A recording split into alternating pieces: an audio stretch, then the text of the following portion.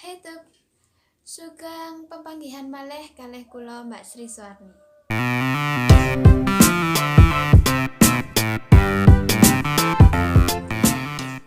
Halo kanca-kanca. Tepangaken nami kula Sri Suwarni, mbok menawi kanca-kanca nembe mirsani video samenika saged klik tombol nama Mbak Sri Suwarni wonten ing ngandhap menika lan wonten beranda samenika kathah video pembelajaran basa Jawi. Ngoten. Jadi, buat kalian yang belum pernah nonton video aku dan penasaran apa isinya YouTube channel aku, bisa klik di bawah ini Mbak Sri Suwarni dan nonton video pembelajaran tentang bahasa Jawa. Nah, kalau kalian berlangganan boleh banget bisa klik subscribe di bawah dan aktifkan tanda loncengnya. Nanti setiap minggu 2 kali aku pasti akan upload video tentang pembelajaran bahasa Jawa. Wonten ing video samenika kula badhe bahas babagan tembung entar. Menapa toh tembung entar samenika? Nah, tembung entar iku kalau di dalam bahasa Indonesia adalah ungkapan. Ungkapan adalah gabungan dua kata yang membentuk makna tidak sebenarnya. Jadi yang dimaksud ungkapan itu adalah dua gabungan kata yang mempunyai arti tidak sebenarnya. Jadi tidak diartikan kata per kata, tapi jadi satu frasa. Contoh, besar kepala itu namanya sombong. Terus habis itu tinggi hati, rendah hati, apalagi pemimpin keluarga. Nah, pasti kalian kalau dengan kata-kata seperti itu pasti ngerti. Pemimpin keluarga itu adalah ayah gitu. Terus habis itu besar kepala, itu artinya sombong. Nah, kalau dalam bahasa Jawa itu namanya tembung entar. Pakai ya, tembung entar. Nah, kalau kepanjangannya sendiri hampir mirip dengan ungkapan. Tembung entar yaiku tembung sing duwe teges ora sak pase utawa sak benere. Jadi itu menghiaskan suatu keadaan. Biasanya tembung entar itu digunakan untuk bertujuan untuk menarik perhatian lawan bicara kita. Jadi biar lebih indah aja kalau kita berbahasa, karena kalau kita menggunakan bahasa yang baik, orang itu akan tertarik dengan apa yang kita bahas gitu. Tapi bukan hanya untuk nyinyirin atau untuk ngomongin orang-orang aja ya. Untuk untuk memuji orang itu menggunakan tembung entar juga banyak. Untuk memiringkan kata atau ngerasani atau nyinyirin orang itu juga ada. Jadi tergantung konteks apa yang kita bicarakan. Kalau kita bicaranya nyinyirin orang, itu berarti membumbui biar bahasa itu lebih hot lagi di gosipnya, itu digosok-gosok, di kita ngomongnya lagi biar lebih sip. Terus kalau kita ngomongin kebaikan seseorang, berarti kita memperhalus lagi orang tersebut, jadi lebih menghormati lagi orang yang kita bicarakan begitu.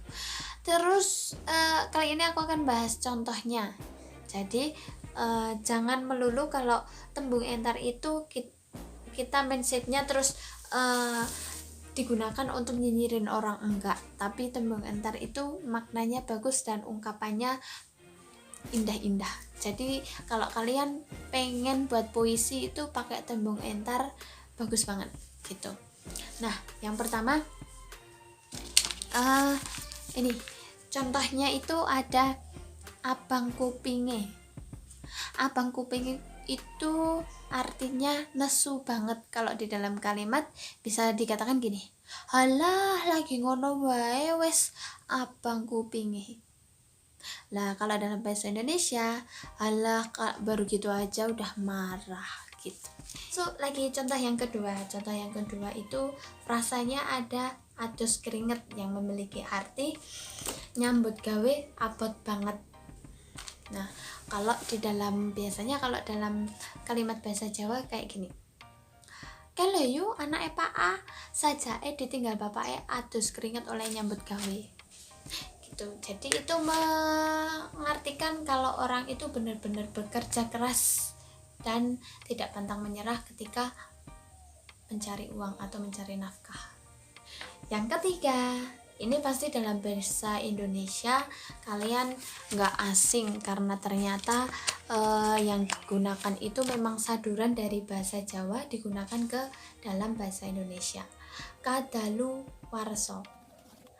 Biasanya kalau bahasa Indonesia di makanan-makanan, terus alat kosmetik itu banyak ya tulisannya expired pakai bahasa Inggris. Tapi kalau dalam bahasa Indonesia kadaluwarsa pakai A. Tapi kalau dalam bahasa Jawa kita bacanya kadaluwarso. Itu namanya wis kasep, wis kelewat batas. Wis kasep, wis kelewat batas. Jadi sudah melebihi batas yang sudah ditentukan.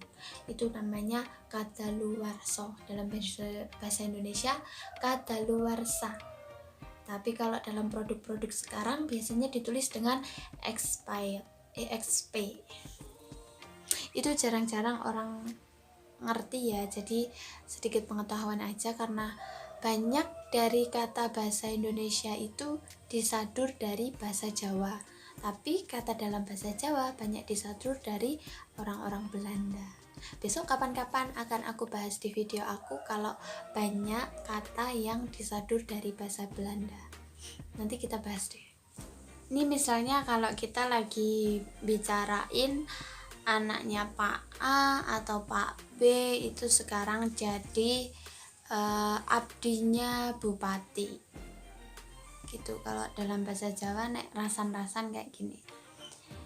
Kalau saiki anaknya Pak A dadi bau sukune Pak Bupati itu dadi gedendhease. Maaf ya. Nah, itu kalau bau sukune itu biasanya abdi, kalau enggak dia itu sebagai tangan kanan. Terus habis itu setelah dia sudah menjadi tangan kanannya Pak Bupati, ternyata dia jadi gedendase. Gedendase itu dalam artian adalah sombong gitu. Gedendase. Maaf ya agak kasar, tapi itu salah satu contohnya. Kalau misalkan kalian penasaran dengan contoh-contoh yang lain, kalian bisa komen di bawah atau mungkin bisa langsung inbox aku di email. Nanti akan aku kasih contoh-contoh yang lain, dan itu nggak semuanya digunakan untuk nyinyirin orang. Serius, nggak semuanya digunakan untuk nyinyirin orang. Tapi di sini aku contohnya pakai kata-kata yang digunakan untuk nyinyirin orang, karena itu kalau kita ngomong menurut aku lebih enak aja. Tapi ya itu, jangan melulu terus kalian mindsetnya ternyata kata-katanya digunakan untuk nyinyirin orang, enggak gitu. Kalau di masyarakat Jawa cara sedekahnya itu biasanya dinamakan kondangan. Itu di daerahku ya, di daerahku sendiri, di daerah Klaten, khususnya di Kecamatan Karangdowo. Lah itu kalau kita bersedekah ke seseorang itu namanya kondangan. Jadi sedekahnya itu bentuknya makanan udah jadi gitu. Kalau sekarang juga masih ada, tapi karena sekarang mungkin zamannya lebih modern, itu mereka ganti dengan makan makanan yang mentah kayak mie, beras kayak gitu, telur, jadi kayak bantuan kayak gitu. Terus kalau zaman dulu memang orang-orang Jawa itu dijadikan sebuah makanan yang sudah jadi. Kenapa? Kalau zaman dulu itu orang-orang susah pangan. Jadi kalau kita mau bersedekah yang simple dijadikan makanan, mereka tinggal makan. Tapi kalau orang zaman sekarang lebih simpelnya, kita mandangnya menggunakan makanan mentah gitu. Jadi itu namanya sedekah. Di sini kita bilangnya kondangan. Jadi bagi-bagi makanan namanya kondangan. Itu kalau dalam porsi besar. dalam porsi besar itu namanya kondangan, tapi kalau kita bersedekah dalam porsi kecil itu namanya bancaan. Nah, itu sedikit intermezzo ya. Ini aku kembali lagi ke contohnya. Gini. Mau nggone DP kondangan yu jare ono acara buang sangkal. Lah, buang sangkal sendiri itu memiliki arti menghilangkan atau membuang apes. Jadi kalau kita nggak melulu rezeki kita seret, rezeki kita kurang lancar, itu rata-rata orang sini terus kita bersedekah. Kita bilangnya buang sangkal, kita buang apes. Nah, itu kalau dilihat dari segi agama memang bagus, kita bersedekah, tapi hati kita yang ikhlas bersedekah, melancarkan rezeki, karena bersedekah itu memang melancarkan rezeki. Jadi budaya Jawa itu sebenarnya nggak mistik kayak apa yang kita bayangkan selama ini. Kapan-kapan aku akan bahas tentang budaya Jawa ya. Jadi ingatkan aku dan selalu komen di bawah kalian mau request video apa dari aku, nanti aku jelaskan gitu. Dan makasih yang sudah nonton video aku sampai akhir. Jangan lupa dukung channel aku dengan cara like, subscribe, dan komen. Dan atau mungkin kalian bisa share video-video aku ke teman-teman kalian yang baru belajar bahasa Jawa. Dan samenika video ingkang saged kula andharaken mbok menawi wonten klentang-klentunipun anggen kula matur, kula nyuwun agunging pangarsani. Matur nuwun, rahayu.